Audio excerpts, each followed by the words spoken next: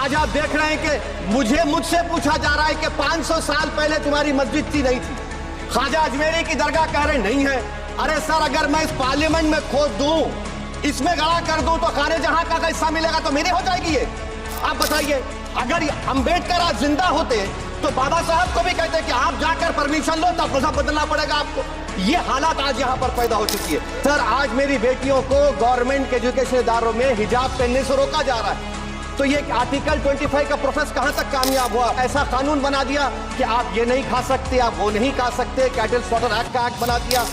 तब्दील मजहब, मैं तब्दील मजहब नहीं कर सकता। सरकार से पूछना पड़ेगा मुझे अपना मजहब बदलने के लिए। अरे कौन पढ़ा रहा है वजीर आजम को? आर्टिकल 26 पढ़ा लीजिए। आर्टिकल 26 की बात कही गई। 8 lakh Muslims are pushed into East Pakistan. What has changed? Please tell me. Honorable Member Asauddin Owaisi. Time. Thank you sir. Sir, parliamentary जमहूरियत की कामयाबी किस बुनियाद पर होती है?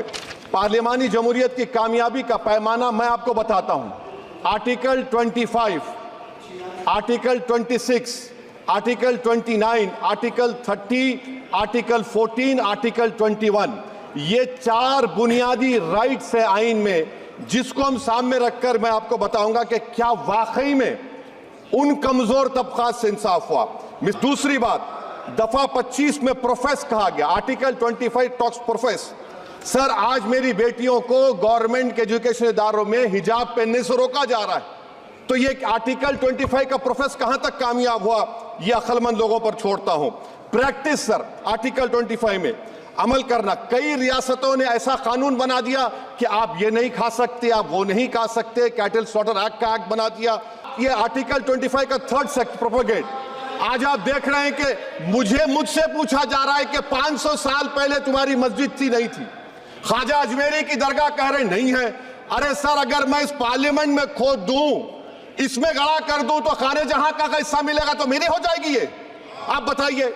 अब आप देखिए ये प्रोपेगेट क्या हो रहा है।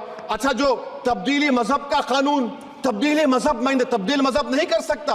सरकार से पूछना पड़ेगा मुझे अपना मजहब बदलने के लिए।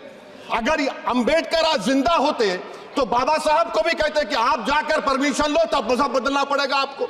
ये हालात आज यहां पर पैदा हो चुकी है। सर, आर्टिकल 26 देखिए।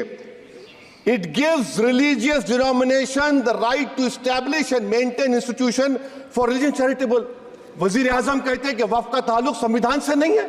अरे कौन पढ़ा रहा है वजीर आजम को? आर्टिकल 26 पढ़ा लीजिए। आर्टिकल 26 की बात कही गई। मकसद क्या है कि वक्फ की जायदादों को अक्सरियती तबके के लिए छीन कर दे दिया जाए। आप अपनी ताकत की बुनियाद पर छीनना चाह रहे हैं। सर, दफा sir, only 2 minutes, sir, only 2. Please, I know. Only 2 minutes, sir. Please, sir, only 2. Time is not the Prime Minister has to. Sir, I'm concluding, sir. I'm concluding. Raja Sahab, I'm concluding. Please, he has to reply. Listen to me, sir. Sir, my Shikwa Hind Bayan. Please, one minute. I'll conclude, sir. 2 minutes. Now, in Article 20, after that in 63, 8 lakh Muslims were pushed into East Pakistan. What has changed? Please tell me. 2013 Muzaffarnagar, 50,000 were shifted.